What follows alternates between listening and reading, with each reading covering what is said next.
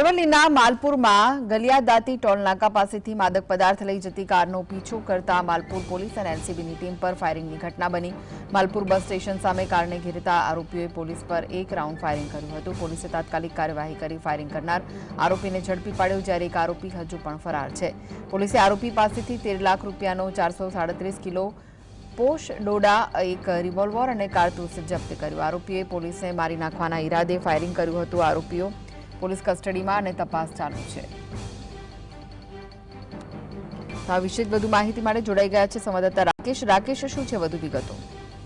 અરવલ્લી જિલ્લાના અંદર ચકચાર મચાવી ઘટના બની છે। માલપુર પોલીસે એક પોસ્ટ ડોડા ભરેલી કારનો પીછો કર્યો હતો અને કારના ચાલકે એના પર ફાયરિંગ કર્યું છે।